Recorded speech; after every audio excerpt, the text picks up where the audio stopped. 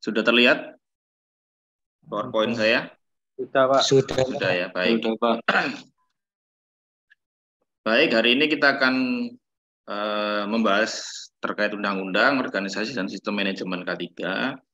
Tentu saja mungkin di depan saya kasih disclaimer ya, artinya terutama sistem manajemen K3 itu sifatnya sangat luas ya, artinya pembelajaran ini nggak akan sampai tuntas. Mungkin nanti di lain waktu atau mungkin kalau teman-teman ada kesempatan di lain waktu mungkin ada sistem pembahasan yang lebih dalam ya. Tapi ini kita akan bahas terkait apa namanya pengantar ya. Baik, yang pertama saya ingin bicara terkait perundang-undangan atau aturan yang berlaku di Indonesia. Jadi seperti yang terlihat di bagan ini, peraturan perundang-undangan di Indonesia itu punya hierarki atau apa namanya jenjang aturan ya. Yang pertama dari Undang-Undang Dasar 1945, lalu TAP MPR, lalu ada undang-undang atau Perpu, ada PP peraturan pemerintah ya, lalu Perpres, Perda, dan terakhir Perda Kabupaten Kota atau Perda tingkat 2. Nah, ini nanti semua aturan ya, jadi tidak hanya terkait K3, tapi juga terkait aturan yang lain, ini adalah hierarkinya. Jadi kalau kita nanti saya akan jelaskan bagaimana cara mencari apa referensi kalau kita punya masalah atau ingin tahu terkait masalah tertentu. Tapi ini hierarkinya. Lah selain daripada undang-undang, TAP MPR dan sebagainya itu juga ada peraturan-peraturan lain yang juga bisa menjadi landasan hukum di Indonesia.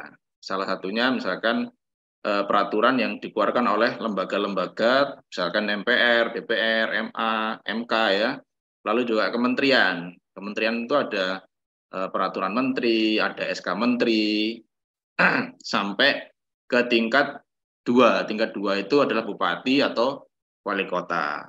Nah, jadi hierarkinya kurang lebih seperti ini. Jadi kalau kita menerapkan hierarki itu artinya kita yang pertama kalau kita mau cari aturan, kita cari aturan yang paling atas, yang tertinggi dulu ya. Nanti kalau di sana nggak ketemu, baru cari aturan di bawahnya. Jadi biasanya gini, aturan di atas itu hanya menyinggung sepintas gitu ya, tapi sudah diatur di sana. Tapi aturan teknis yang lebih detail itu nanti biasanya di aturan yang bawah. Nah, terutama aturan-aturan teknis ya, aturan-aturan teknis itu banyak diatur di keputusan-keputusan menteri atau peraturan menteri. Jadi misalkan ada peraturan pemerintah terkait hal tertentu itu nanti akan dipertajam lagi terkait teknisnya itu oleh peraturan-peraturan menteri. Ya, terutama menterinya otomatis ya menteri yang terkait di bidang peraturan tadi, gitu ya. Jadi misalkan undang-undang tentang masalah kelistrikan gitu ya, undang-undangnya ada kelistrikan, nanti diatur lagi dalam PP. Nanti kalau kurang jelas lagi atau lebih detail lagi nanti diatur di peraturan Menteri ESDM terkait misalkan kelistrikan, itu lebih teknis lagi di sana dibahas. Jadi kurang lebih seperti itu hierarki daripada undang-undang yang berlaku atau yang kita anut di Indonesia. Oke. Yang pertama saya ingin jelaskan, yang pertama sifat undang-undang ini, perundang-undangan ini itu adalah mengikat dan berkonsekuensi hukum ya. Otomatis karena kita hidup di tatanan negara Republik Indonesia, otomatis undang-undang yang berlaku atau yang dikeluarkan oleh pemerintah itu adalah mengikat dan berkonsekuensi hukum. Jadi kalau kita nggak melakukan atau kita nggak menerapkan aturan di sana, itu ada konsekuensi hukum gitu ya. Misalkan undang-undang lalu lintas, kita misalkan berkendara tanpa helm, kan ada konsekuensi hukumnya ya. Konsekuensi hukumnya misalkan kita kena tilang, nanti kita disuruh membayar denda ya. Jadi konsekuensi hukum itu tidak harus pidana atau penjara ya, tapi juga ada salah satunya ada membayar denda, ada dicabut izin usahanya ya. Lalu kalau orang pidana itu nanti bisa sampai ke apa namanya ke pengadilan dan hukumannya hukuman penjara gitu ya. Yang selanjutnya pengawasan pelaksanaan diatur di naskah peraturan. Jadi di setiap naskah peraturan itu nanti selalu ada aturan terkait pengawasan. Jadi undang-undangnya nanti akan diawasi oleh siapa? Di sana nanti dijelaskan misalkan undang-undang terkait misalkan tadi energi listrik, misalkan nanti akan diatur oleh Kementerian ESDM, atau mungkin undang-undang terkait keselamatan kerja nanti akan diatur oleh Kementerian tenaga kerja dan transmigrasi, misalkan seperti itu. Jadi di setiap undang-undang nanti akan tertera jelas siapa yang akan melakukan pengawasan terkait pelaksanaan undang-undang tersebut atau aturan tersebut. Yang selanjutnya, pembuat peraturan ini tidak boleh bertentangan dengan peraturan di atasnya, itu otomatis ya. Jadi kalau ada peraturan di bawah, itu nggak boleh bertentangan dengan peraturan yang sudah ada atau sifatnya lebih di atasnya. Jadi harus selaras atau bahkan menguatkan gitu ya. Sehingga tidak ada nanti istilahnya tabrakan di dalam penerapan peraturan perundang-undangan. Nah, itu sifatnya harusnya seperti itu. Tapi mungkin di kondisi real mungkin banyak juga yang bertabrakan ya, karena tumpang tindih undang-undang. Jadi undang-undang itu kalau saya melihat itu ada undang-undang yang sudah umurnya tua ya, udah sangat tua ya. Contohnya undang-undang keselamatan kerja itu sudah umurnya menurut saya sudah sangat tua, diciptakan atau dikeluarkan itu tahun 1970. Ya usianya udah lebih 40 tahun ya mungkin ya. Nah, itu menurut saya undang-undang seperti itu sudah harusnya diupdate ya. Supaya tidak potensi untuk tumpang tindih terkait aturan itu bisa dikurangi gitu loh. Yang keempat, jika ada peraturan yang mengatur hal yang sama ya, tetapi memiliki tingkat hierarki yang beda, maka yang dipakai adalah aturan yang bersifat regional biasanya, atau yang nilai aturannya lebih ketat. Ini banyak saya temui di aturan terkait lingkungan hidup. Lingkungan hidup itu contohnya misalkan baku mutu ya, baku mutu tahu ya teman-teman ya. Baku mutu air sungai misalkan. Jadi baku mutu air sungai itu pemerintah pusat mengeluarkan aturan, pemerintah daerah juga mengeluarkan aturan. Tapi kalau yang saya amati, kalau terutama lingkup Jawa Timur, itu aturan daripada pemerintah daerah, dalam hari ini pemerintah Provinsi Jawa Timur itu punya aturan atau nilai ambang batas baku mutu yang lebih tinggi daripada pemerintah pusat. Nah, terus kalau terjadi seperti itu, bagaimana? Kita sebagai pelaksana lapangan, kita akan menerapkan aturan yang paling tinggi nilai aturannya, atau paling ketat nilainya, yaitu aturan yang berlaku di regional atau provinsi.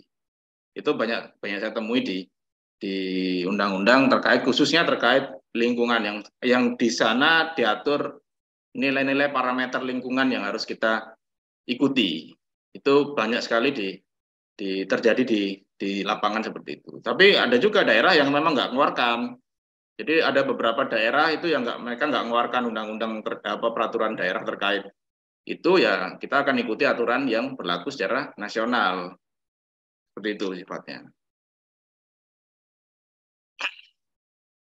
Oke, terus khusus untuk K3, saya akan jelaskan terkait pelimpahan pengawasan K3 di Indonesia. Jadi kalau di Indonesia itu ada sedikit yang unik ya. Jadi yang pertama terkait aturan keselamatan kerja itu diatur di Undang-Undang 1 1970 ya, terkait keselamatan kerja. Di dalam undang-undang itu menyebutkan bahwa pengawasan daripada penerapan undang-undang ini itu diberikan kepada Departemen Tenaga Kerja dan Transmigrasi. Tapi tahun 1973, 74, dan 79 itu pemerintah mengeluarkan PP atau peraturan pemerintah terkait yang pertama terkait K3 pertambangan minerba ya, mineral dan batu bara minerba itu, lalu terkait K3 eksplorasi dan eksploitasi migas, dan yang terakhir adalah K3 pengolahan dan pemurnian migas.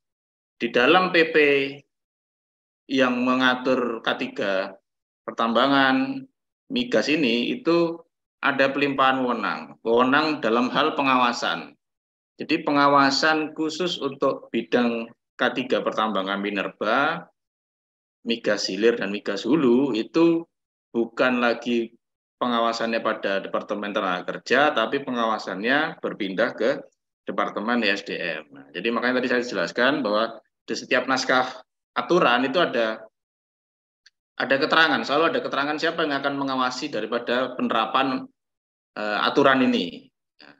Ini di PP 19, 17, dan 11 ini itu diatur adanya pelimpahan wewenang. Jadi makanya di K3 di pertambangan minerba dan migas itu pengawasannya bukan lagi jadi tanggung jawab Kemenaker Trans, tapi menjadi tanggung jawab ESDM atau Departemen Energi dan Sumber Daya Mineral. Ya. Nah, ini juga masing-masing juga di setiap departemen itu, di setiap kementerian itu ada dirjen namanya ya, Direktorat Jenderal, nanti punya tanggung jawab subsektor ya, punya tanggung jawab subsektor. Misalkan seperti K3 Pertambangan Minerba, dia ada di bawah subsektor Dirjen Minerba, Mineral dan Batubara. Lalu untuk migas, dia ada di bawah Dirjen Migas atau Minyak dan Gas. Jadi nanti aturan-aturan teknisnya mengikuti aturan-aturan ini ya, aturan-aturan yang dikeluarkan oleh kementerian tersebut. Nah, bagaimana industri selain ini? Industri selain ini menjadi tanggung jawab atau pengawasan dari Kementerian Tenaga Kerja. Ya, jadi industri di luar pertambangan, di luar migas itu menjadi tanggung jawab Kementerian Tenaga Kerja. Nah, ini mungkin bisa menjadi wawasan untuk teman-teman. Mungkin nanti akan mungkin setelah lulus ada yang bekerja di bidang pertambangan, kok aturannya kok nggak di ini ya, kok nggak diawasi sama tenaga kerja ya karena ada pelimpahan wewenang ini. Jadi pada dasarnya kenapa kok harus dilimpahkan wewenang? Tahun 70-an itu ya, tahun 70-an kalau saya flashback, boleh cerita flashback, tahun 70-an itu tahun emas terutama industri minyak dan gas. Jadi Indonesia itu tahun 70-an itu salah satu produsen minyak dan gas bumi yang cukup besar di dunia. Makanya kita sampai sekitar tahun awal 2000-an itu kita masih jadi anggota OPEC. Ya, artinya produsen minyak, eksportir. Sekarang kita sudah keluar dan menjadi importir karena pada dasarnya minyak dan gas bumi termasuk juga minerba itu kan habis energi sumber daya alam yang habis ya. Jadi makanya saat itu pemerintah merasa bahwa pengawasan industri ini harus diawasi oleh departemen lain yang mungkin tanggung jawabnya nggak sebesar Departemen Tenaga Kerja, sehingga diberikan ke ESDM. Kenapa? Karena ini menyumbang pendapatan negara yang sangat besar, sehingga keberlangsungan industri ini juga terkait masalah keselamatan kerjanya itu harus diberikan pada departemen yang memang concern di bidang itu. Jadi dulu background-nya seperti itu, teman-teman. Background-nya seperti itu. Oke, saya lanjutkan. Nah, ini jadi kalau kita punya problem atau persoalan atau kita mau menyelesaikan permasalahan tertentu, itu kita harus melakukan pencarian rujukan ya terkait peraturan, terkait masalah K3, juga masalah lain ya, masalah teknis yang lain ya. Itu alurnya seperti ini. Jadi yang pertama kita cek Undang-Undang Nomor 1 Tahun 70 ya, ini menjadi dasarnya. Lalu setelah itu kalau nggak ada kita cari di PP, peraturan pemerintah atau Perpres, peraturan presiden ya terkait. Kalau nggak ada, kita cari di peraturan menteri terkait. Ya, bisa Naker, bisa ESDM, bisa Permen LH, kalau LH itu terkait lingkungan. Nah, kalau di sana ditemukan, terus belum terjelaskan secara detail, kita cari SK Dirjen terkait. Ya, SK Dirjen terkait. Jadi misalkan tadi kalau kita ambil contoh misalkan terkait masalah K3 di pertambangan minerba, ya kita cari di SK Dirjen Minerba berarti. Kalau nggak ada, di sana kita cari di peraturan daerah, Pergub atau Perda, tingkat 2. Nah, baru kalau tidak ada di aturan-aturan yang ada di Indonesia, baru kita boleh melakukan penerapan atau penyesuaian dengan standar ENCODE nasional maupun internasional. Nah, standar ENCODE nasional dan internasional ini banyak sekali ya teman-teman ya. Banyak sekali. Misalkan ada SNI, ya, Standar Nasional Indonesia, ada PUIL. PUIL itu Peraturan Umum Instalasi Listrik, ya. Mungkin teman-teman sudah familiar. Lalu ada ANSI, ada IN, ya, European Standard. Lalu ada STM, EPA, API, dan lain-lain, macam-macam terkait bidangnya khusus, ya. Khusus kalau kita mau cari solusi dari masalah teknis terkait di lapangan, itu nanti kita bisa merefer salah satu daripada standar ENCODE yang ada di nasional maupun di dunia. Dan ini sudah menjadi apa ya, common practice, ya. Common practice itu jadi standar umum lah. Kalau kita nanti bekerja di industri, standar umumnya seperti itu. Jadi kalau kita nggak menemukan aturan teknis terkait masalah tertentu di undang-undang, itu nanti kita akan merujuk ke standar yang berlaku nasional maupun internasional. Jadi biasanya seperti itu, teman-teman.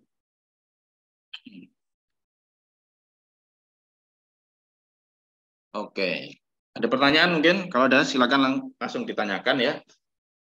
Ini saya lanjutkan ke daftar peraturan perundang-undangan K3. Ini apa namanya, rangkuman, ya. Nanti mungkin detailnya teman-teman bisa baca langsung, banyak sekali soalnya. Tapi ini saya sudah rangkum, saya buat menjadi subsektor, ya. Artinya K3 itu sektor, nanti kita akan bagi menjadi subsektor. Yang pertama terkait keselamatan dan kesehatan kerja atau K3 umum, ya. Itu diatur di aturan-aturan ini. Lalu kalau kita bicara SMK3, Sistem Manajemen Keselamatan Kerja, ada di aturan itu, ya, yang tertulis di sana itu. Lalu kalau kita bicara kelembagaan dan keahlian K3 ada di sana.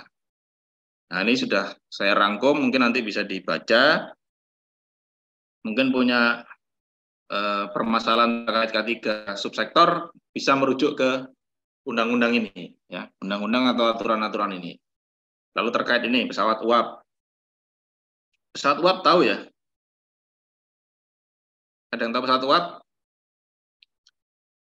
Pesawat uap itu kalau istilah umumnya seperti boiler. Boiler tahu, ya? Jadi boiler itu fungsinya sama seperti kettle. Kettle itu orang Jawa bilangnya ceret. Tahu ceret, ya? Ceret itu buat godok air itu loh. Tapi ini kalau di industri fungsinya untuk menghasilkan uap. Di mana uap tadi diproduksi untuk menggerakkan turbin. Turbin itu nanti untuk menciptakan listrik, ya. Jadi pesawat uap itu adalah, kalau istilah industrinya boiler itu, kettle uap, boiler, ya. Nah, ini kalau teman-teman lihat, ya, aturannya itu dibuat tahun 1930. Ini zaman Belanda ini. Jadi aturan ini sampai sekarang belum dirubah. Undang-undangnya dan peraturannya itu masih sama, 1930 itu tahun zaman Belanda, ya. Padahal kan perkembangan daripada teknologi pesawat uap ini atau boiler ini kan sudah luar biasa, sudah berkembang jauh, ya, daripada tahun 1930. Tapi saya nggak tahu kenapa pemerintah tidak melakukan update atau pembaruan terkait undang-undang ini. Nah, itu makanya jadi di awal saya katakan bahwa banyak sekali undang-undang kita itu yang usianya sudah tua, apalagi undang-undang terkait industri, ya, dan teknologi, itu sudah nggak relevan. Banyak sekali, sudah nggak relevan lagi dengan perkembangan-perkembangan yang, ya, kita hadapi nanti kalau teman-teman bekerja, ya, akan menghadapi peralatan-peralatan baru, sistem baru, teknologi baru, ini sudah nggak update lagi, sudah ketinggalan zaman lah istilahnya, tapi masih dipakai. Sampai sekarang masih dipakai. Makanya ada banyak hal yang nggak diatur di undang-undang, di peraturan kita itu.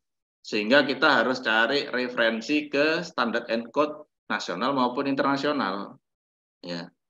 Makanya itu kenapa tadi saya buat alur seperti tadi, supaya teman-teman nanti kalau misalkan bekerja itu tahu, ya, pola pikirnya, ya, mindsetnya, tahu bahwa aturan ini nggak akan kita temukan mungkin, ya, di peraturan perundangan. Nah, terus kita cari kemana nih? Carinya harus ke standar ENCODE internasional maupun nasional.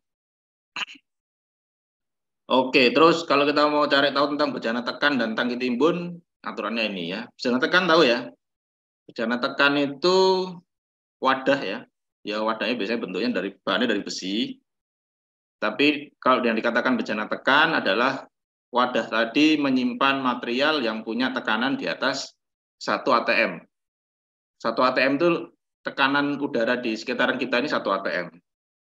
Begitu kita ngomong di atas 1 atm berarti dia bertekanan.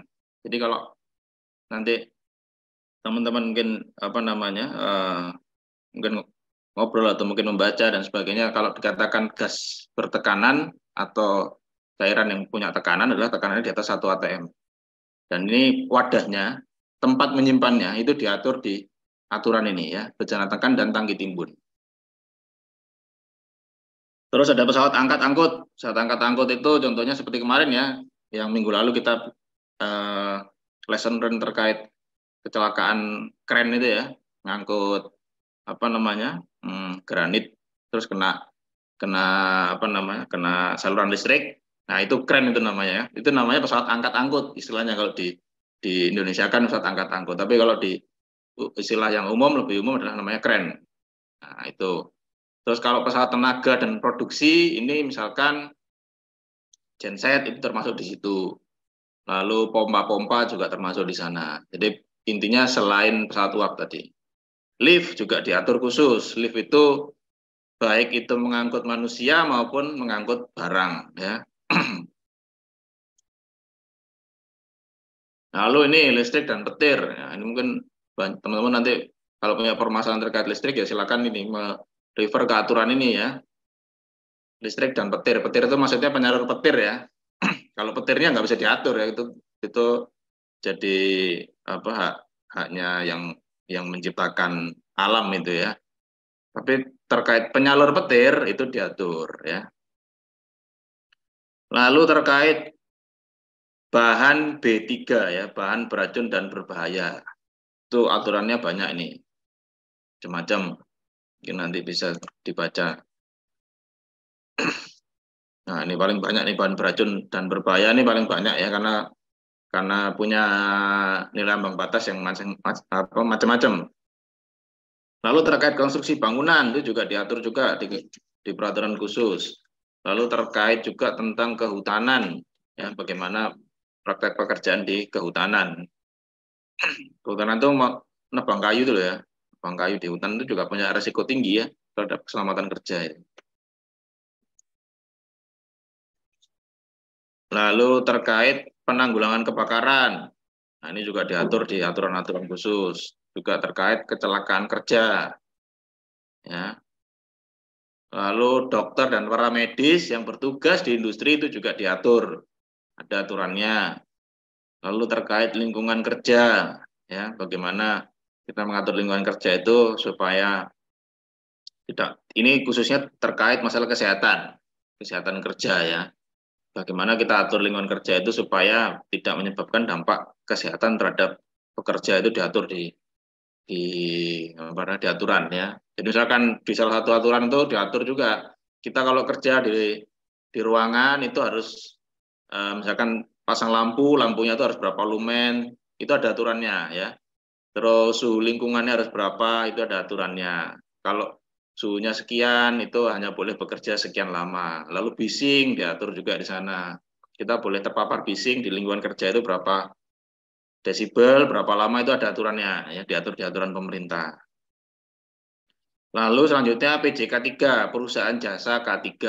Jadi perusahaan jasa K3 itu salah satu fungsinya untuk melakukan inspeksi. Inspeksi misalkan inspeksi alat-alat tadi itu misalkan kren ya, lalu pesawat kren itu pesawat angkat angkut ya, terus mesin-mesin produksi, lalu boiler itu kan ada inspeksinya ya. Dan itu yang harus melakukan inspeksi adalah namanya perusahaan PJK 3 ini. Perusahaan jasa K3. Ini diatur di aturan pemerintah. Lalu terkait kesehatan kerja juga diatur ya, tentang masalah penyakit akibat kerja, lalu kalau terjadi itu bagaimana teknis pelaporannya, bahkan diatur juga terkait penanggulangan dan pencegahan HIV/AIDS ya di tempat kerja, terkait narkotika dan sebagainya nih macam-macam. Lalu yang selanjutnya pertambangan dan gas bumi tadi ya sudah saya bahas terkait pelimpahan wewenang tadi. Nah, terus jadi aturan ini yang saya tampilkan 90% ini adalah aturan yang ada di bawah Kementerian Tenaga Kerja ya. Kita belum bahas terkait aturan yang ada di bawah Kementerian ESDM, itu ada lagi. Jadi kayak misalkan tadi ya, bejana tekan. Bejana tekan itu Kementerian ESDM punya aturan sendiri terkait bejana tekan. Lalu pesawat angkat-angkut juga punya aturan sendiri. Jadi gini, secara mudah itu pesawat angkat-angkut yang dipakai di industri non-migas minerba itu tidak boleh serta-merta dipakai di industri migas dan minerba. Kenapa? Karena inspeksinya berbeda. Berbeda itu dalam hal yang mengeluarkan sertifikat layak operasi itu kementerian yang berbeda. Nah, jeleknya kalau di Indonesia itu setiap kementerian itu punya, saya bilang apa ya, egosentris masing-masing gitu ya. Jadi istilahnya gampangannya kayak kalau mau kerja di tempat saya ya harus ngikuti aturan yang saya buat. Nah, seperti itu. Padahal kalau teman-teman nanti ingin kerja nanti eh, aturan misalkan terkait inspeksi tadi ya, inspeksi misalkan keren gitu ya. Itu yang diuji dan yang di apa namanya disertifikasi itu sama sebenarnya itemnya. Nanti di sana ketemu ada item keren ini harus lulus uji angkat beban misalkan 150% daripada kapasitas terpasangnya. Itu sama sebenarnya. Tapi nanti keluarnya itu sertifikatnya masing-masing. Dan itu sertifikat itu hanya bisa dipakai, digunakan di lingkup industri yang sudah tertentu tadi. Jadi makanya ya kalau saya bilang jadi biaya tinggi ya. Industri di Indonesia itu salah satunya biaya tingginya karena ini. Ada aturan-aturan yang menurut saya itu sebenarnya bisa disimplify, cukup satu aturan aja, tapi lulus ujinya itu sudah terstandar ya. Yang namanya misalkan pengujian keren tadi itu di seluruh dunia sama. Jadi seluruh dunia itu ujiannya untuk supaya dia dikatakan layak operasi itu sama. Tapi di Indonesia itu bisa berbeda terkait masalah penerapan aturan ini. Nah, jadi nanti kalau sudah bekerja jangan kaget kok nemui seperti ini, dipermasalahkan seperti ini, ya karena itu. Itu sebenarnya menurut saya sebuah kelemahan ya. Makanya kemarin beberapa tahun yang lalu pemerintah kan akhirnya mengeluarkan undang-undang yang namanya Cipta Kerja ya. Undang-undang 13 itu yang di demo berbulan-bulan itu. Itu kan salah satunya salah satu spiritnya itu adalah ini menerobos ruang-ruang tadi itu. Jadi jangan sampai misalkan perizinan ya, ini kita baru ngomong masalah kecil ini ya, belum terkait masalah perizinan. Perizinan tuh di Indonesia juga tumpang tindih ya. Nah, dengan adanya Undang-Undang Cipta Kerja kemarin itu diharapkan perizinan itu menjadi lebih simpel. Kalau kita mau buka pabrik gitu ya, mungkin secara umum buka pabrik itu ya harus lebih mudah atau lebih simpel. Ini salah satu contoh lah, realitanya seperti itu kalau di Indonesia, teman-teman. Oke, itu tadi terkait undang-undang. Ada yang ditanyakan atau aturan gitu ya? Ada yang tanyakan? Yang jelas undang-undang tadi banyak dan saya juga nggak hafal ya teman-teman ya. Undang-undang itu ya bukan untuk dihafal semua lah. Nanti kalau kita butuh baru kita cari. Sekarang kan eranya mudah ya. Ada internet, ada Google itu tinggal search saja kita mau cari apa nanti muncul referensinya gitu ya. Dan yang tadi saya tampilkan mudah-mudahan itu yang terupdate ya, yang terupdate. Nanti misalkan tahun depan ada pembaruan undang-undang lagi saya nggak tahu ya. Nanti perlu diupdate lagi tuh daftar tadi itu. Tapi itu sampai tahun 2022 bulan ini tuh itu yang terupdate undang-undang yang terbaru lah istilahnya. Oke, kalau nggak ada yang tanyakan, saya lanjutkan ke Saya organisasi. Bapak, Gimana, ada yang tanyakan? Boleh. saya ingin tanya, kalau ada pembaruan perundang-undangan itu pengumumannya itu di mana ya Pak ya biasanya? Ya, baik. Ada lagi?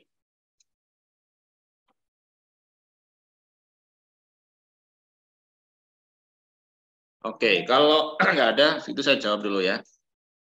Pengumumannya di mana? Pengumumannya terkait pembahasan undang-undang, kalau sifatnya itu undang-undang ya. Undang-undang jelas nanti pasti akan diliput oleh media ya. Kalau undang-undang itu kan produknya DPR ya, produknya DPR kalau undang-undang. Jadi pemerintah itu ngajukan ke DPR, saya mau buat undang-undang terkait ini, gitu ya. Nanti dibahas di DPR, diuji dan sebagainya. Setelah itu dibuat draftnya, muncul undang-undang, disahkan DPR. Itu biasanya nanti akan terpublikasi di media. Itu kita bisa pantau kalau itu. PP juga sama, peraturan pemerintah, Perpres itu juga biasanya mudah kita pantau karena dia rilis ke media. Yang nggak susah kita pantau itu adalah kalau keputusan menteri biasanya. Keputusan menteri, SK Dirjen itu nggak akan, kalau pengalaman saya ya, itu nggak terpublikasi di media. Nah, otomatis kalau kita sebagai praktisi, otomatis kita harus sering update, cari tahu. Jadi sekarang pemerintah punya jaringan data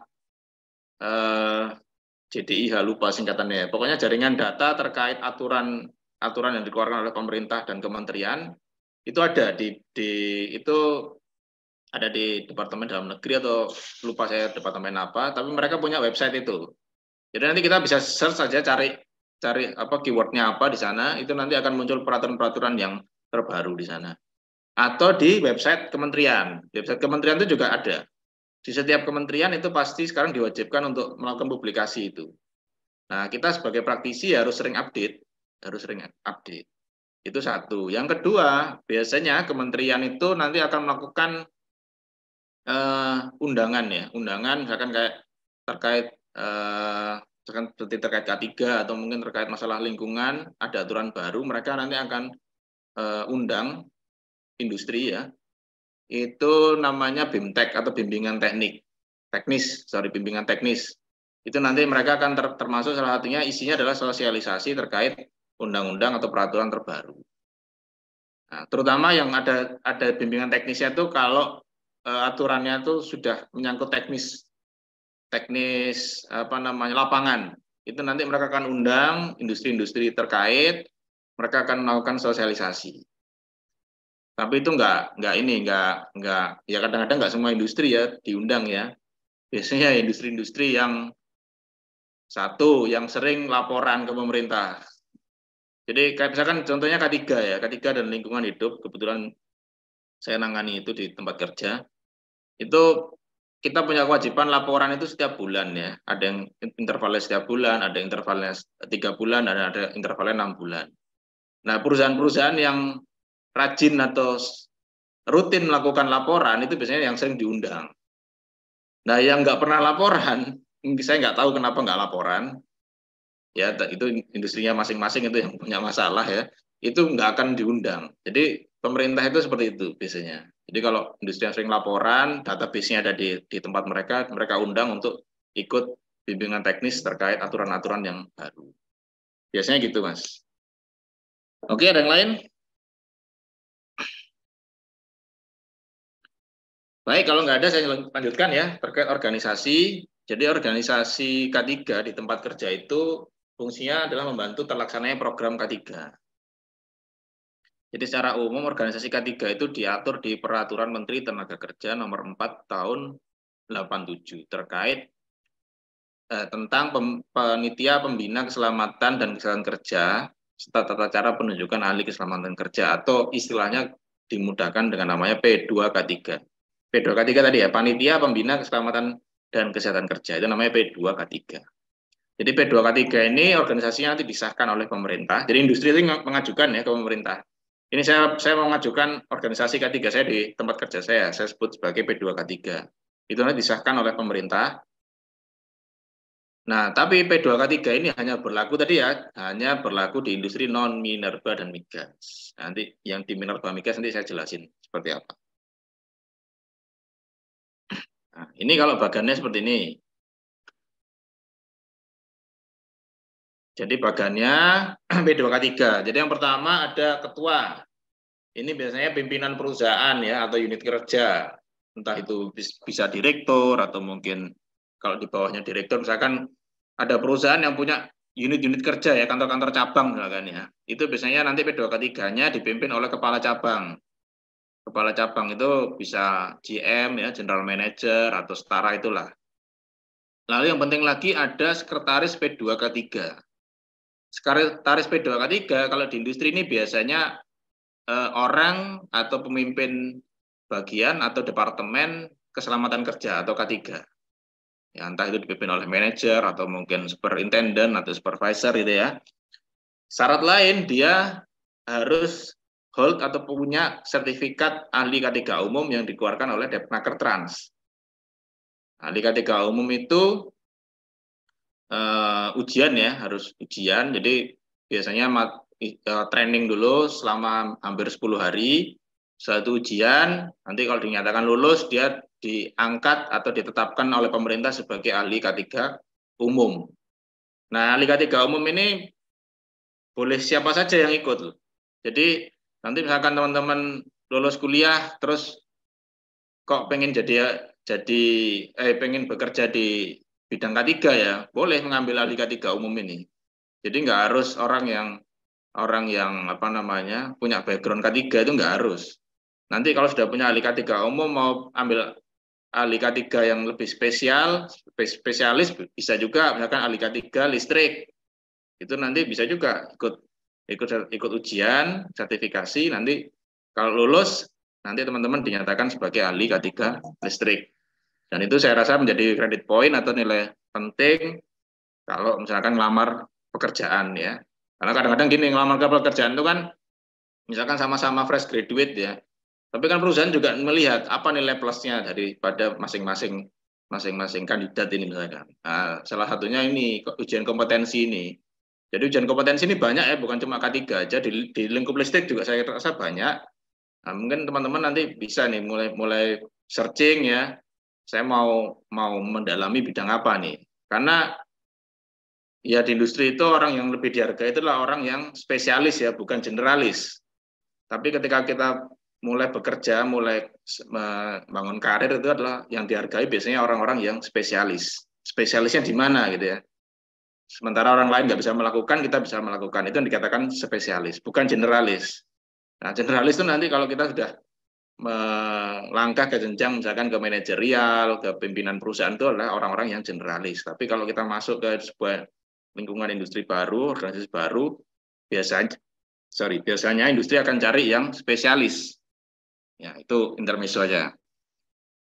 Yang selanjutnya ada anggota-anggota. Nah, anggota ini nggak mengikat, tergantung daripada bentuk organisasi di perusahaannya. Belum tentu di perusahaan tertentu ada departemen produksi misalkan. Misalkan organisasi misalkan apa ya? Ya perusahaan yang nggak ada departemen produksinya, misalkan logistik misalkan ya. Perusahaan logistik kan nggak ada tuh departemen produksi. Ya ini nggak usah dimasukkan, nanti departemennya ngikuti yang berlaku di perusahaan. Ya.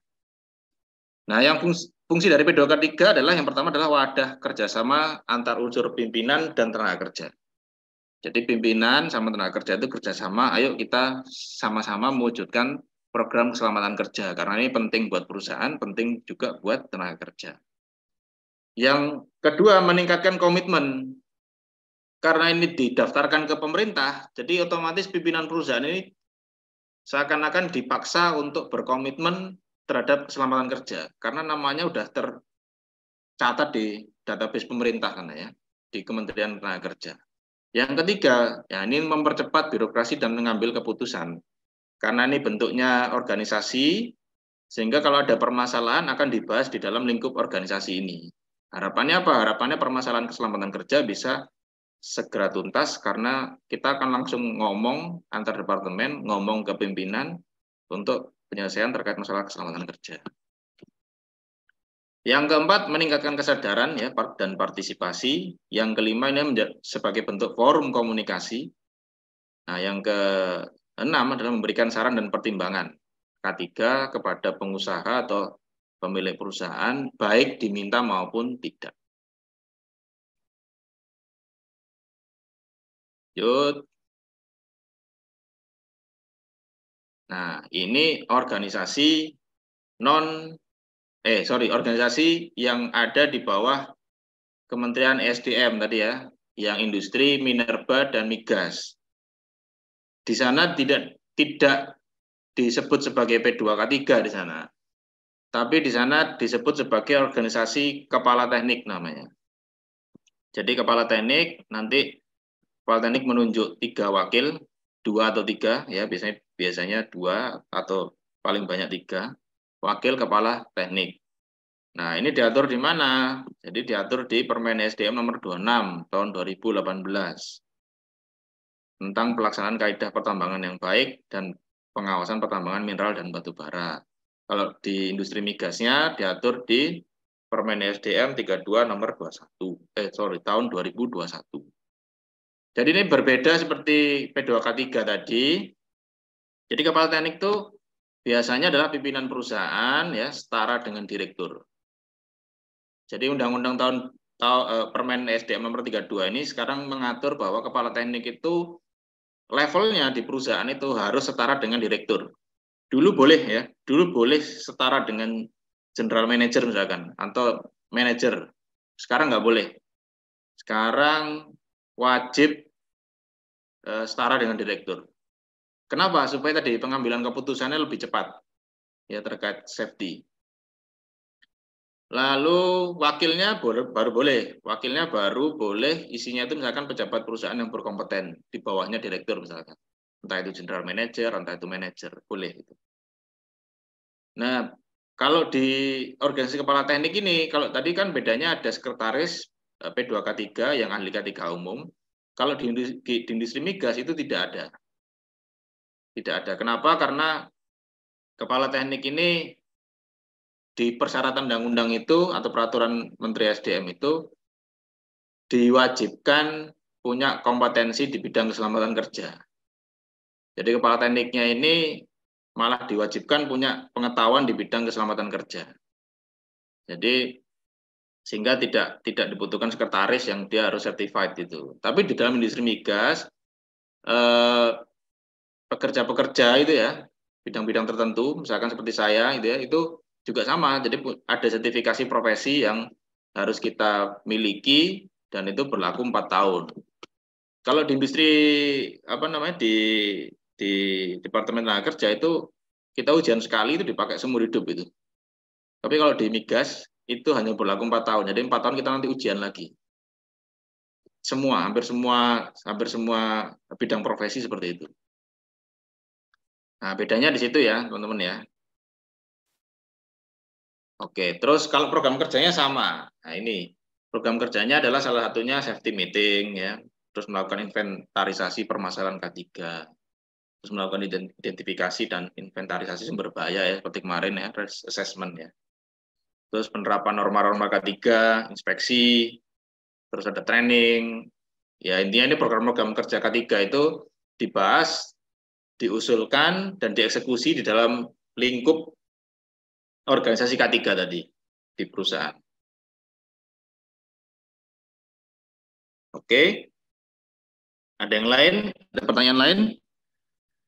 Ini sepintas terkait organisasi.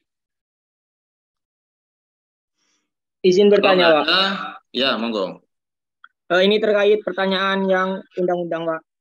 Ya, kira-kira itu sanksinya apa ya, Pak? Kalau suatu perusahaan tidak mengadakan K3 sesuai undang-undang yang Bapak tadi paparkan dan sesuai pengalaman Bapak. Jadi bisa dijelaskan, Pak, mengenai hukumannya yang paling ringan dan yang paling besar gitu, Pak. Terima kasih. Baik. Nah, ini pertanyaan menarik juga nih. Jadi Undang-Undang Keselamatan Kerja itu seperti saya tadi bilang itu dibuat tahun 1970 ya. Sudah hampir lebih 40 tahun yang lalu ya. Itu dia didesain dengan sanksi yang sangat ringan. Jadi sanksinya itu sanksi administratif. Tidak ada sanksi pidana. Bahkan sanksi administratifnya itu bisa dibilang sangat rendah. Rendah itu dalam arti kata, misalkan kalau disuruh bayar denda itu sangat ringan. Nilainya berapa saya lupa. Ratusan ribu atau puluhan ribu bahkan. Jadi itu menurut saya makanya undang-undang itu sudah nggak relevan lagi gitu ya untuk dipakai di era seperti sekarang ini.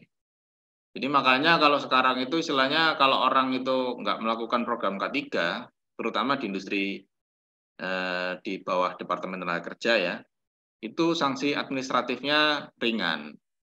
Tapi pemerintah juga, saya nggak tahu kapan mau diupdate undang-undangnya, tapi ada beberapa aturan yang juga bisa mengikat perusahaan. Itu salah satunya adalah dengan pencabutan izin usaha. Jadi paling berat itu Mas ya. Kalau di bidang K3. Beda dengan bidang lingkungan hidup. Kalau lingkungan hidup itu sekarang sudah ketat peraturannya. Bahkan peraturannya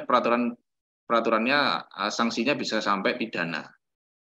Jadi aturan lingkungan hidup itu menurut saya lebih advance, lebih berkembang karena tuntutan daripada lingkungan atau daripada masyarakat, baik itu skala regional sampai global, itu terkait masalah lingkungan itu tinggi, sehingga punishment-nya juga juga juga berat kalau di masalah lingkungan ya. Tapi kalau di K3 itu termasuk ringan. Nah, terus bagaimana kalau di industri migas? Nah, kalau di industri migas itu saya bisa katakan agak lebih berat daripada industri non migas ya. Kalau di industri migas itu sanksi dendanya nggak ada, tapi mereka sanksinya lebih ke arah pencabutan izin usaha. Jadi salah satu contohnya, jadi di industri migas itu kita punya kewajiban untuk melakukan tadi ya sertifikasi personel. Ada juga sertifikasi peralatan ya. Sertifikasi peralatan itu intervalnya macam-macam. Ada yang 3 tahun, ada yang 4 tahun ya. Nah itu kalau kita nggak melakukan atau kita lupa melakukan, itu sanksi terberatnya adalah dihentikan izin usahanya. Kalau di industri migas itu lebih mudah melakukan penghentian izin usaha. Kenapa? Karena barang yang diolah, barang yang dikelola itu adalah barang milik negara. Minyak dan gas bumi ya, itu adalah milik negara. Jadi perusahaan-perusahaan swasta maupun BUMN itu hanya mengelola. Tapi barangnya itu punya negara. Sehingga mereka lebih mudah untuk melakukan punishment ketika terjadi penyimpangan atau deviasi. Jadi mungkin jawabannya seperti itu, Mas. Ringan sekali jawabannya, Mas. Sorry, ringan sekali, tuntutannya itu ringan sekali kalau di Undang-Undang 1 tahun 70 itu sangat ringan sekali. Ada yang lain? Terima kasih, Pak. Ya. Oke, kalau nggak ada kita lesson learn dulu ya. Mungkin tadi isinya tentang undang-undang, supaya nggak bosen, kita lihat video dulu. Sekarang banyak video yang bisa kita lihat ya karena aksesnya mudah. Silakan di-scan. Mungkin bisa dilihat di HP. Ini juga saya sambil apa namanya? Sambil sharing juga di sini ya.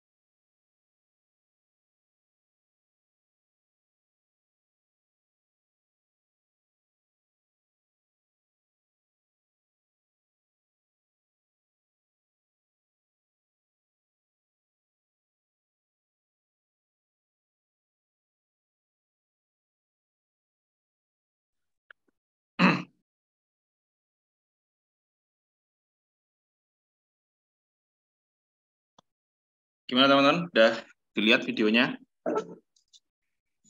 Sudah, Pak. Baik, itu kalau istilah di safety itu namanya lesson learn. Lesson learn itu belajar dari kejadian yang pernah terjadi ya. Jadi ya, banyak hal yang bisa kita pelajari dari kasus-kasus kecelakaan kerja di tempat lain ya. Nggak harus di tempat kerja kita, tapi kita juga bisa belajar dari tempat lain gitu ya. Nah sekarang dengan adanya teknologi multimedia yang lebih advance seperti sekarang ini, itu sekarang jadi lebih mudah kita untuk belajar ya terkait ya apapun terkait hal-hal teknis dan sebagainya. Juga salah satunya apa namanya kita belajar juga terkait kecelakaan kerja di tempat lain. Lalu supaya apa? Supaya kita bisa ambil pelajaran dan nggak terjadi di tempat kerja kita. Jadi tadi kasus kecelakaan tadi itu kasus kebakaran ya sebenarnya ya. Kasus kebakaran tapi menimbulkan korban jiwa. Jadi ada satu orang tadi ya meninggal dunia, operator daripada pengisian bahan bakar tadi itu. Nah setelah diinvestigasi permasalahannya ada di grounding and bonding system yang tidak berjalan sebagaimana mesti. Jadi ini juga terkait masalah kelistrikan ya. Jadi kalau tadi itu sebenarnya munculnya api itu karena adanya listrik statis. Listrik statis itu sangat umum terjadi di mana saja ya, terutama pada kalau tadi prosesnya karena proses perpindahan massa dari titik A ke titik B itu pasti nanti punya potensi menimbulkan listrik statis. Nah, listrik statis itu nanti berpotensi menimbulkan spark atau percikan api ya. Nah, percikan api itu nanti yang akan membakar daripada uap bahan bakar tadi. Nanti kita akan bahas di pertemuan selanjutnya ya. Nanti akan saya jelaskan mengenai kebakaran. Nanti saya juga akan jelaskan terkait tadi segitiga api. Bagaimana api itu terjadi nanti akan saya jelaskan lebih lanjut. Nah, ini mungkin bisa jadi wawasan nah untuk teman-teman di dalam apa namanya kehidupan sehari-hari juga bisa menjadi pelajaran juga gitu ya. Terus video tadi itu saya juga teringat itu ke beberapa hari atau beberapa minggu yang lalu saya tuh ngisi bahan bakar di Pertamina ya, SPBU Pertamina di Surabaya gitu ya. Biasanya saya tuh ngisi bahan bakar kan bahan bakar motor ya. Biasanya itu karena tangki bahan bakar saya di depan, saya tuh nggak pernah turun. Jadi kalau ngisi bahan bakar itu ya mereka ngisi saya ada di atas motor gitu ya. Tapi waktu di SPBU Pertamina di kemarin tuh di mana ya? Di daerah Jemur Sari ya. Itu saya diminta untuk turun. Terus saya tanya, kenapa Mas kok harus turun? Ya Pak, aturan baru dari Pertamina. Jadi semua kendaraan, terutama kendaraan roda 2, itu pengendaranya harus turun ketika mengisi bahan bakar. Walaupun itu tangki bahan bakarnya di depan ya. Nah, terus saya akhirnya merefer ke video ini gitu ya. Pentingnya kita menjauh daripada titik pengisian bahan bakar. Karena tadi potensi listrik statis itu pasti ada. Nah, saya nggak tahu di dalam sistem SPBU itu mereka pasang bonding atau tidak, tapi saya yakin dalam standarnya saya yakin pasti mereka pasang bonding ya, walaupun mungkin grounding ke kendaraannya itu nggak dipasang ya atau nggak disediakan ya. Tapi pengendara itu disuruh turun itu fungsinya untuk menjauh daripada titik pengisian bahan bakar. Nah, supaya apa? Supaya tadi kejadian seperti tadi itu nggak berdampak gitu ya. Karena kalau kita tahu beberapa minggu atau mungkin beberapa bulan ke belakang itu banyak ya, karena kita sekarang terakses dalam sosial media itu banyak video-video motor kebakar di SPBU gitu ya. Nah, mungkin Pertamina itu juga merespon daripada itu, kejadian-kejadian itu, sehingga sekarang pengendara motor itu sekarang diwajibkan untuk turun ketika mengisi BBM. Nah, itu salah satunya karena itu, karena terkait masalah listrik statis, bayar daripada listrik statis. Oke. Ada yang tanyakan? Sebelum saya lanjutkan?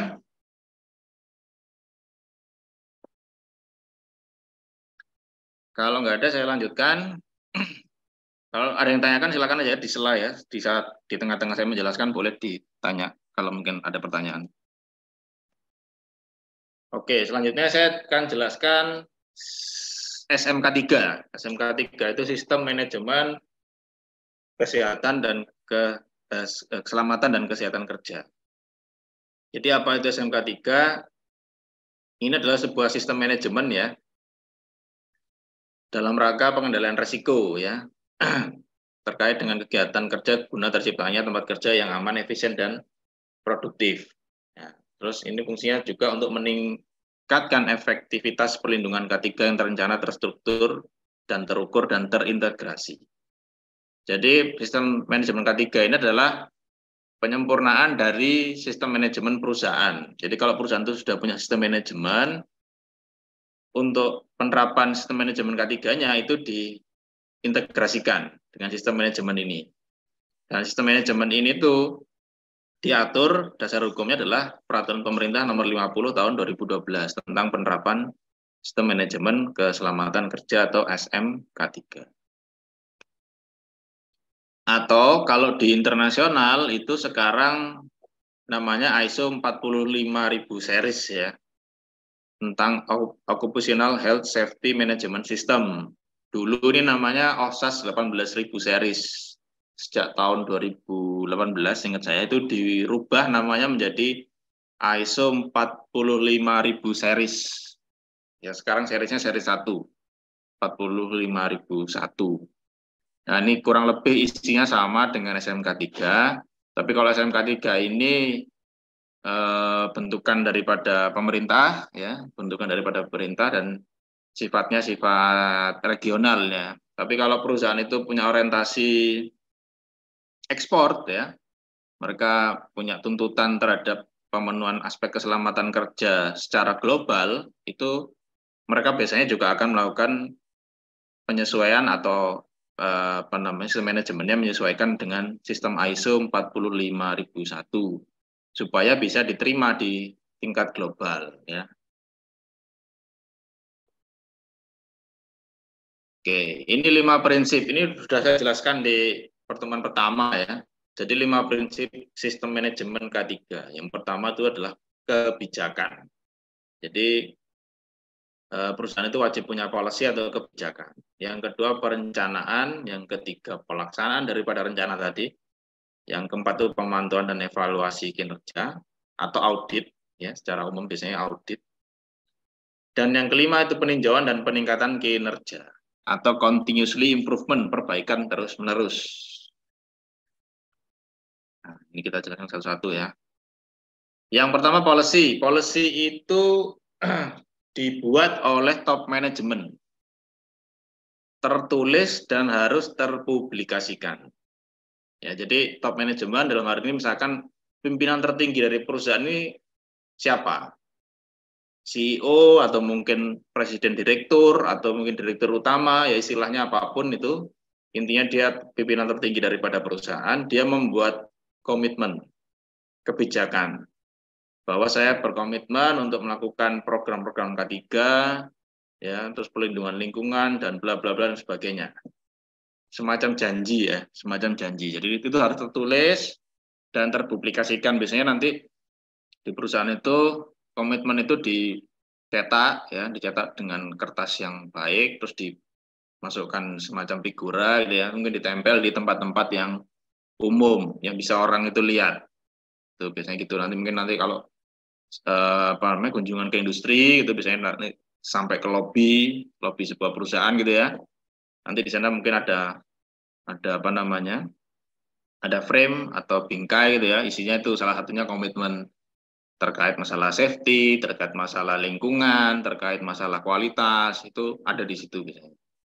Itu namanya kebijakan atau policy. Dari kebijakan tadi turun menjadi rencana.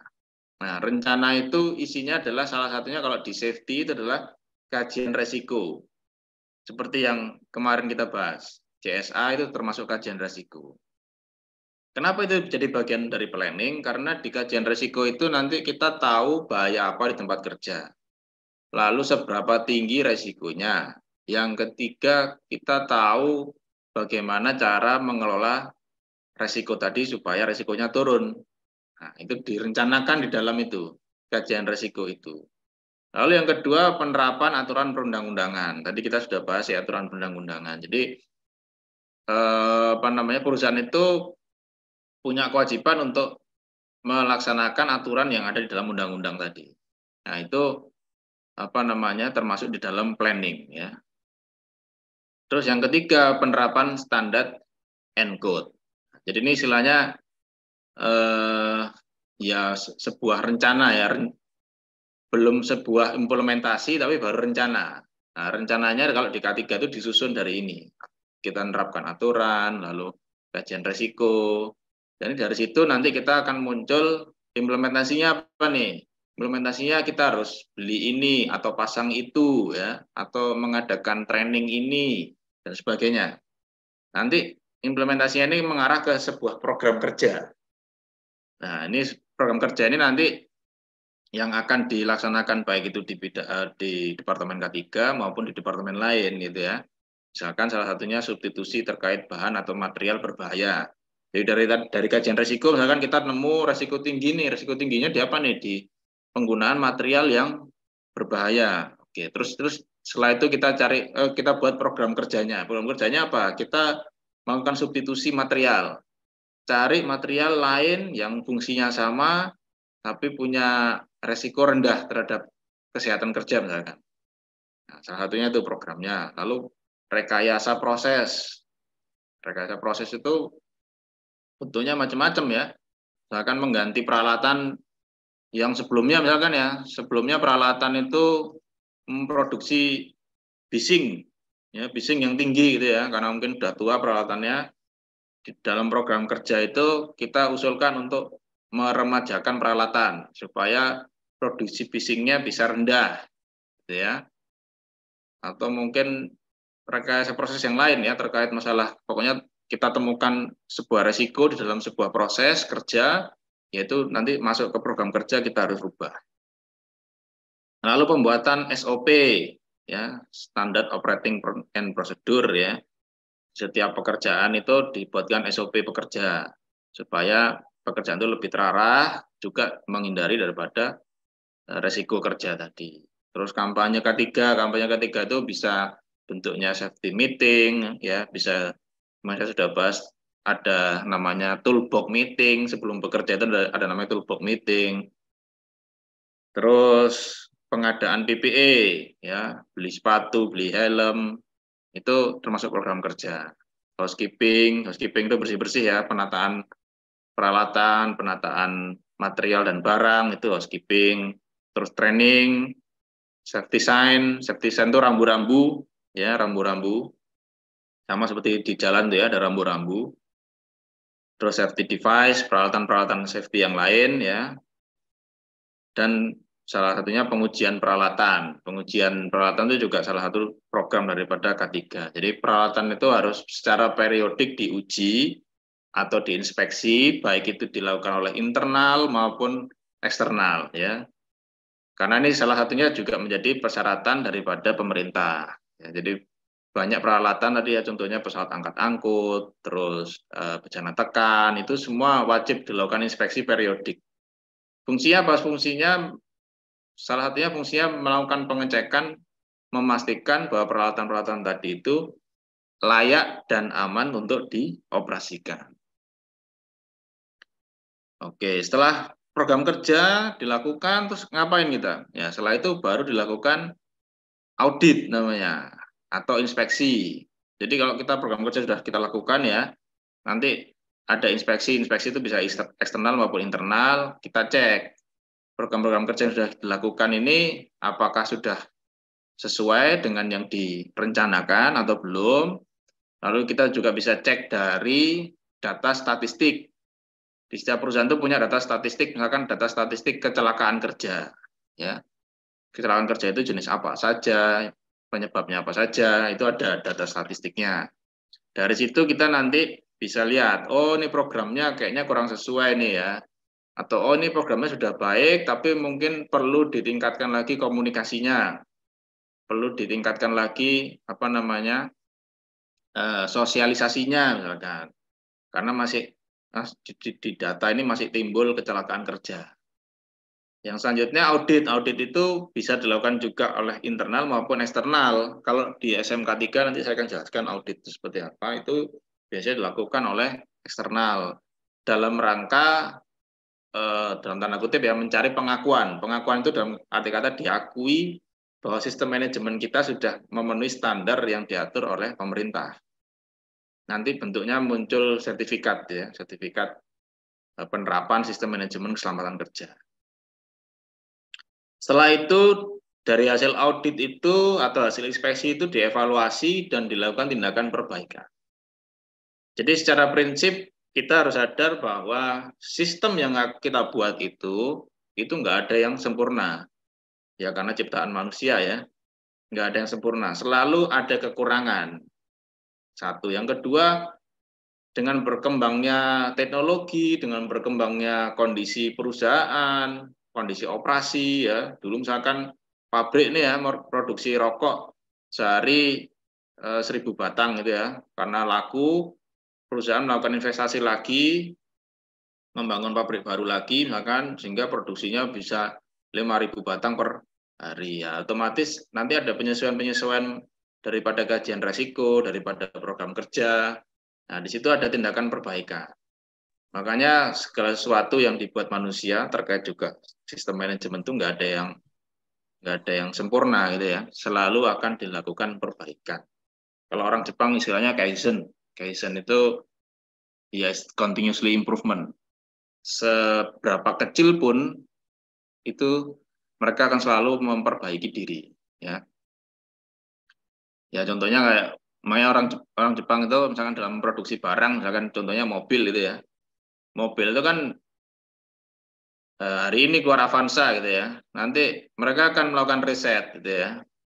Nanti akan dilakukan perbaikan misalkan di 1 tahun atau 2 tahun kemudian gitu ya. Nanti diperbaiki sistem apanya ya, sistem audionya atau mungkin diperbaiki mesinnya dan sebagainya. Itu terus-menerus mereka melakukan itu karena manusia itu nggak ada puasnya intinya ya. Selalu ada kekurangan diperbaiki dan itu nggak akan ada habisnya. Itu yang disebut kalau di Jepang namanya prinsip kaizen atau continuous improvement. Jadi harus ada perbaikan walaupun itu kecil.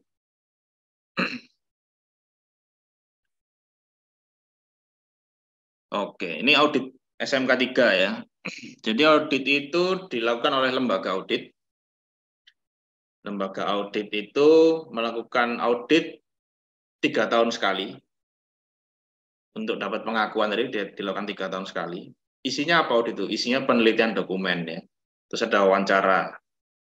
Wawancaranya ke manajemen maupun karyawan. Terus ada penelitian lapangan, terus pengecekan pemenuhan aspek hukum dan kesesuaian kriteria. Nah, di dalam sistem manajemen ini itu di PP tadi itu ya, PP 50 itu diatur bahwa sistem manajemen K3 itu punya 12 elemen dan 44 subelemen dan 166 kriteria. Lah nanti yang diaudit itu nanti ini kriteria ini. Apakah perusahaan itu sudah memenuhi daripada 166 kriteria atau belum? Nah, nanti ada persentasenya. Nah, ini. Jadi kalau di SMK 3 versi pemerintah ini perusahaan itu dibagi menjadi 3 ya kategorinya, yaitu kategori tingkat awal, tingkat transisi, dan lanjutan. Ini berhubungan erat dengan bahaya. Jadi semakin tinggi potensi bahaya sebuah perusahaan, itu kategori tingkat dalam penerapan SMK 3 semakin tinggi. Jadi anggaplah perusahaan yang punya kategori tingkat bahaya tinggi, itu yang menentukan pemerintah ya nanti ya. Itu mereka kalau mau menerapkan sistem K3 harus menerapkan 166 kriteria. Nah, di dalam penerapan kriteria-kriteria ini, di dalam audit itu nanti diukur kriteria-kriteria ini apakah sudah memenuhi syarat, mana dokumennya, ya, terus apakah sudah disosialisasikan atau belum, mana bukti sosialisasinya itu nanti di audit ditanya itu. Misalkan, oh ya ini saya sudah buat prosedur ini, oke, terus kalau sudah buat prosedur, sudah disosialisasikan belum? Oh sudah, Bentuknya apa? Oh, bentuknya rapat, misalkan. Rapatnya mana notulen meetingnya diminta. Terus kalau ada dokumentasinya mana waktu rapat. Terus dan sebagainya. Jadi audit itu sifatnya seperti itu. Jadi nanti auditor itu akan melakukan tanya jawab, juga pengumpulan dokumen dan evidence bukti-bukti lain. Nanti dari situ mereka akan menyimpulkan berapa persenkah tingkat pencapaian daripada perusahaan ini terhadap pelaksanaan SMK 3. Nah, ini ada persentasenya ya. Nanti yang akan menilai auditor itu. Nah, auditor itu punya sertifikat juga, jadi nggak semua orang bisa melakukan audit. Ya, jadi orang-orang yang melakukan audit adalah orang-orang yang mereka memegang sertifikat auditor, ya, auditor SMK 3.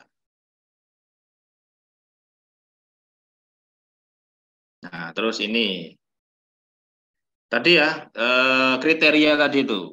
Jadi ada kriteria tadi perusahaan tingkat awal, ada transisi dan tingkat lanjut. Ini adalah nomor-nomor kriteria, nanti saya tunjukkan di file Excel. Banyak sekali soalnya. Jadi mereka ini kalau tingkat awal mereka harus memenuhi dokumen-dokumen ini dan evidence-nya ya. Kalau tingkat transisi ini plus ini. Kalau tingkat lanjut 166, tingkat awal plus tingkat transisi plus lanjut. 166 ini mereka harus penuhi. Nanti kalau dikatakan memenuhi syarat atau sudah di atas 80%, mereka nanti akan dapat sertifikat namanya bendera emas. Paling tinggi kalau di SMK 3 itu sertifikatnya bendera emas. Itu dikatakan paripurna lah. Dikatakan pemenuhan daripada aspek-aspeknya, kriteria-kriterianya itu sudah di atas 80%. Artinya perusahaan ini sudah menerapkan sistem manajemen K3 secara baik. Nanti saya tampilkan di file Excel ini. Jadi yang dimaksud 1.1 itu apa sih? Nanti saya jelaskan. Nah, selain daripada penilaian kriteria tadi, yang 166 tadi, itu auditor juga akan melakukan inspeksi dan pengecekan. Terutama ini. Yang pertama, terkait temuan kategori kritikal. Apa itu kritikal? Temuan yang dapat menimbulkan korban jiwa atau fatality. Penilaian terhadap kriteria audit SMK 3 dengan kategori kritikal ini harus ditindaklanjuti, harus di-close, diselesaikan, dikasih waktu 1 kali 24 jam. Misalkan, waktu proses audit ya, auditor itu melakukan inspeksi lapangan, terus nemu kondisi di mana mereka menilai bahwa ini kategori kritikal. Misalkan setelah mereka jalan ya ke lapangan, ke pabrik itu ditemukan, anggaplah paling mudah lubang. Lubang yang tidak tertutup, tidak diberi tanda, yang cukup dalam gitu ya. Sehingga kalau orang itu misalkan jatuh ke situ, punya potensi fatality atau kematian. Nah ini auditor nanti akan catat dan nanti jadi temuan. Temuannya masuk kategori kritikal. Nah kalau kategori kritikal, perusahaan wajib melakukan perbaikan di titik itu dikasih waktu 1 kali 24 jam. Karena kan audit ini nggak 1 hari selesai ya, lama ini audit ini, bisa beberapa hari atau mungkin beberapa minggu, tergantung daripada proses dan apa namanya daripada besar kecilnya perusahaan tadi. Terus misalkan ada temuan lagi kasus mayor tuh menengah lah ya, kategori menengah. Misalkan tidak memenuhi peraturan undang-undang, tidak melaksanakan salah satu prinsip dari SMK 3. Terus menemukan temuan minor 3, minimal 3 di satu lokasi, itu sudah masuk kategori mayor. Itu dikasih waktu 1 bulan untuk menyelesaikan. Nah, jadi nanti 1 bulan nanti ditanya sama auditor, itu sudah kamu selesaikan belum temuan-temuan kemarin? Oh sudah Pak, buktinya apa? Ini buktinya. Nanti bisa juga auditornya datang lagi untuk melakukan pengecekan. Tapi biasanya enggak, biasanya diberikan bukti lah, foto, entah itu dokumen gitu ya. Ini Pak kita sudah melakukan perbaikan, sehingga kondisi-kondisi tadi sudah, kasus-kasus tadi itu sudah close ya.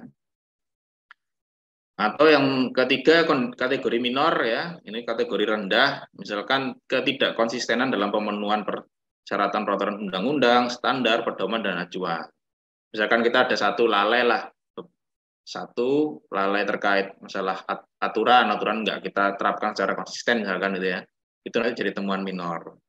Kalau temuan minor itu biasanya ya tetap harus diperbaiki, tapi nggak ada tenggat waktunya. Segera diperbaiki, tapi nggak ada tenggat waktunya. Artinya audit ini akan tetap jalan, ya, tetap jalan dan akan mengeluarkan hasil.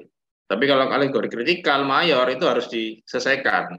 Kalau nggak diselesaikan nanti nggak keluar hasil auditnya. Dianggap perusahaan ini nggak kooperatif, dianggap seperti itu.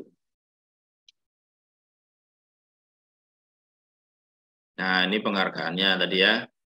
Jadi kalau nilainya itu 0 sampai 59% daripada kriteria-kriteria ini, itu tindakan hukum. Nah, ini terkait karena ini diatur di PP 50, di akhir di setiap aturan pemerintah, di akhir itu ada konsekuensi hukum. Saya lupa konsekuensi hukumnya apa, kalau terkait SMK 3, nanti mungkin teman-teman bisa buka PP 50 tadi. Itu intinya kalau kita dapat nilai 0 sampai 59% itu ada konsekuensi hukum. Ya, biasanya kalau seperti ini konsekuensi hukumnya itu ya administrasi lah ya, teguran tertulis biasanya sampai penggantian operasional pabrik. Lalu 60 sampai 84%, ya ini dapat sertifikat perak. Ya, kalau yang tingkat tinggi atau tingkat lanjut, yang resiko tinggi ya, industri resiko tinggi dapat bendera juga. Benderanya nanti dipasang di biasanya perusahaan punya tiang bendera 3 ya. Biasanya punya 3 di depan kantor gitu biasanya, satu untuk bendera Indonesia, bendera negara, satu bendera K3, satunya ini kalau kita dapat sertifikat, kita lulus audit, dapat bendera, yaitu bisa dipasang di situ.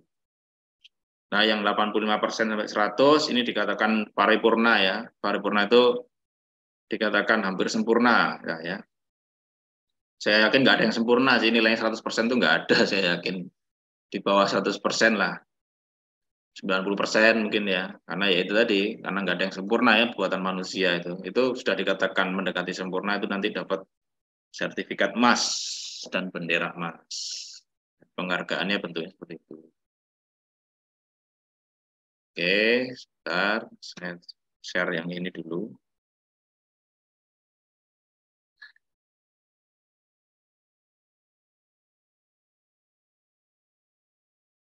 Kelihatan nggak ya?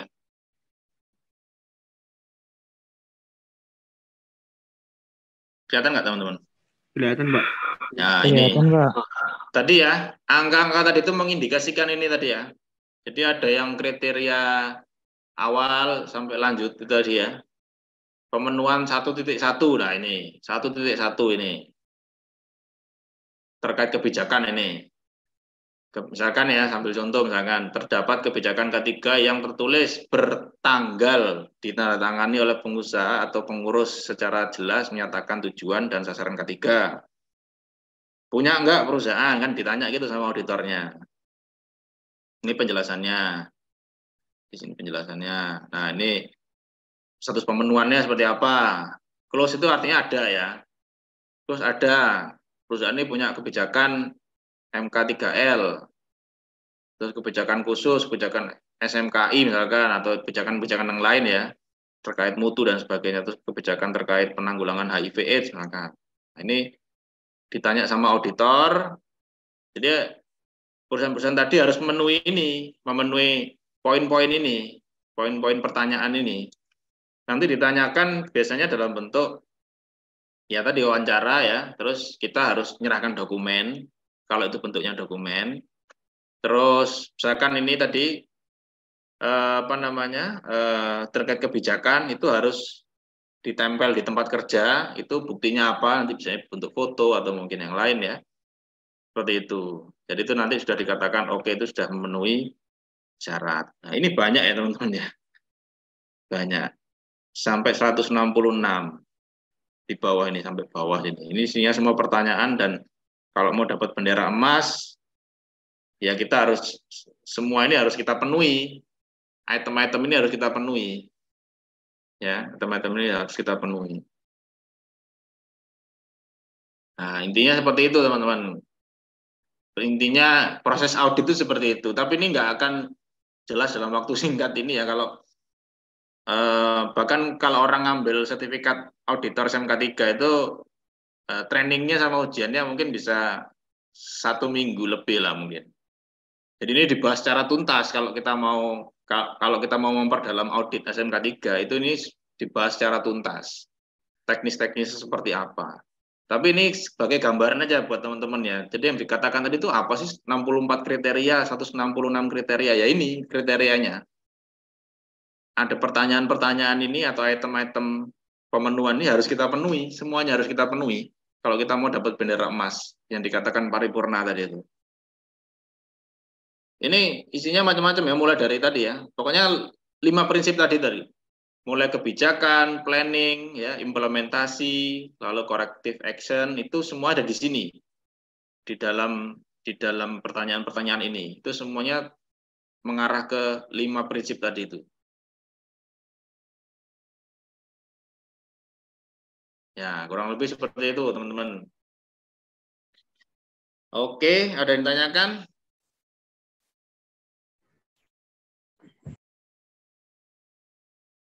Ya, izin bertanya, Pak. Ya, monggo. Untuk penghargaan dari hasil audit yang hasilnya 84 sampai 100 dapat bendera ataupun sertifikat emas, benderanya itu dipasang di luar perusahaan sebagai indikator bahwasannya perusahaan ini aman atau bagaimana, Pak? Benderanya itu. Terima kasih. Iya. Benderanya itu biasanya dipasang ya tergantung perusahaannya ya. Perusahaannya itu biasanya kalau umumnya ya perusahaan, kalau kita masuk perusahaan itu ada punya halaman ya, atau mungkin lobby gitu ya, di depan lobby itu biasanya ada pasang tiang bendera itu 3, ada 3 tiang bendera.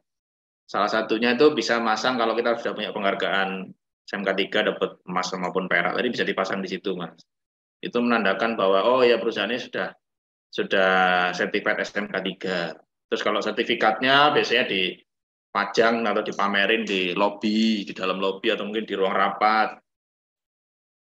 Atau bisa juga biasanya ditampilkan kalau dia produsen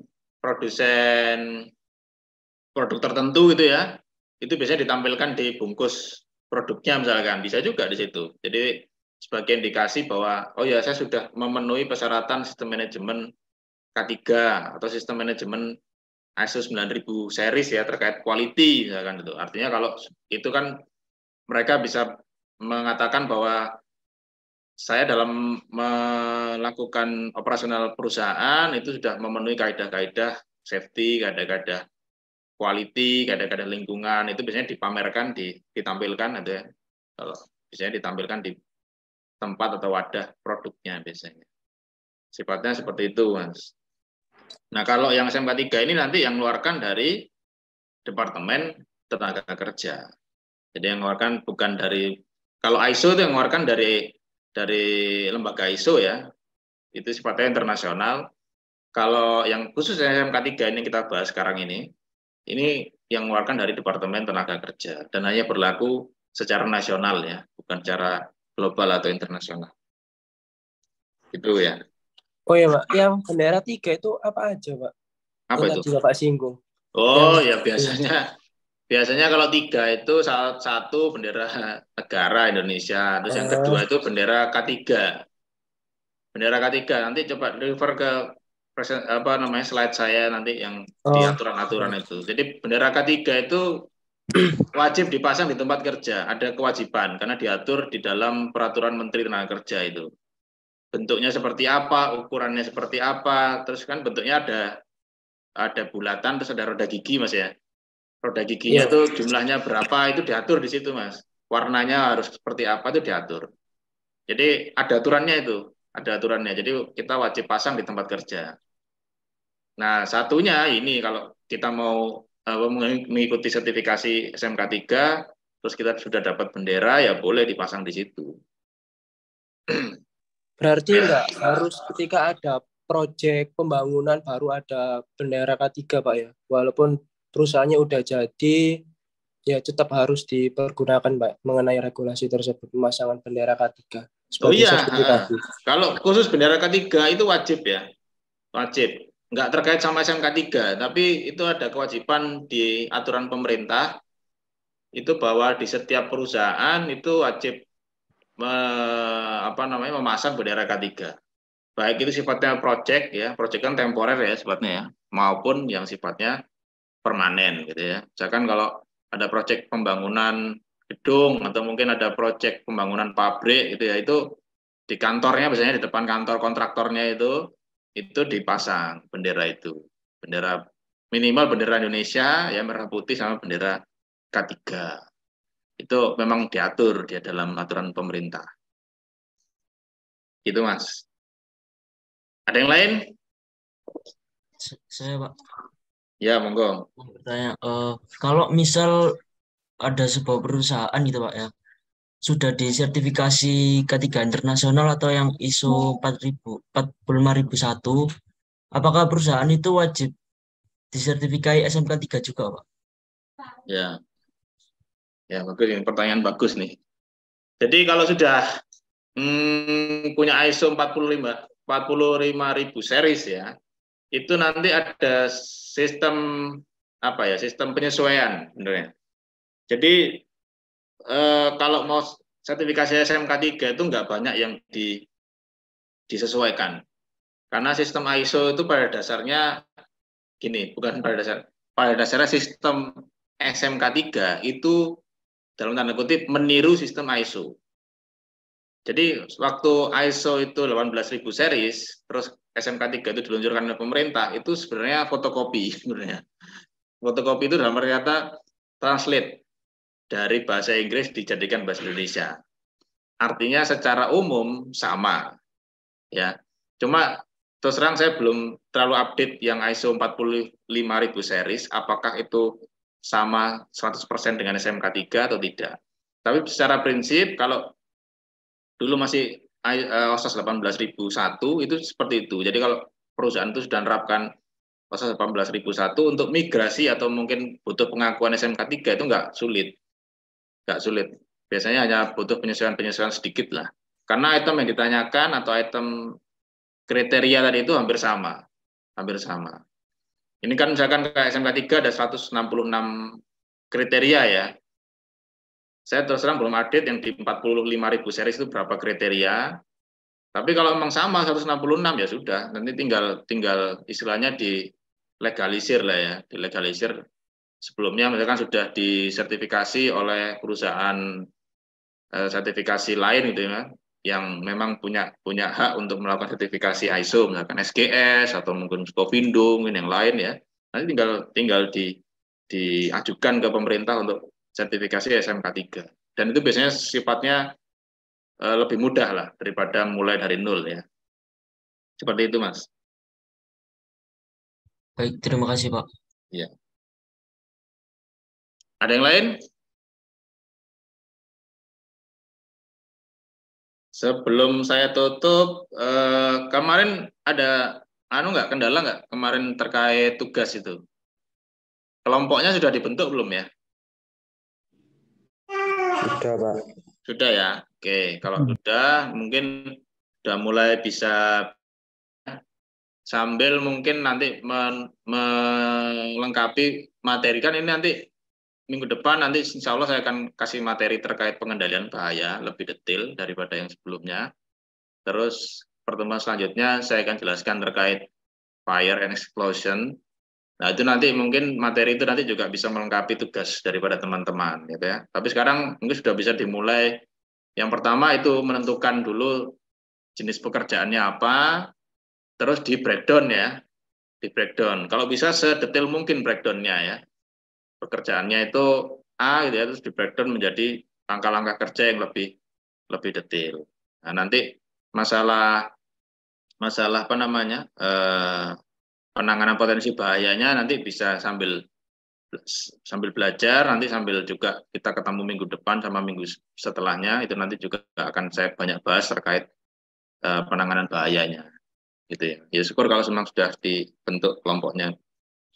Baik, ada yang tanyakan lagi? Kalau tidak ada, saya akan tutup kuliahnya.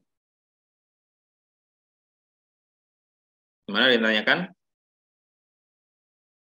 Nanti materinya saya share ke Bu Ayus ya, untuk bisa dilanjutkan atau di-forward ke teman-teman. Baik, kalau tidak ada yang ditanyakan, saya tutup atau saya akhiri sesi pertemuan ketiga ini. Terima kasih atas perhatiannya. Assalamualaikum warahmatullahi wabarakatuh. Selamat pagi. Waalaikumsalam warahmatullahi wabarakatuh. Terima kasih, Pak. Waalaikumsalam warahmatullahi wabarakatuh. Terima kasih, Pak. Sama-sama. Bu Ayu, saya izin live, boleh? Ya, silakan Pak Sandi. Terima kasih Pak, sehat selalu. Iya, sama-sama Bu.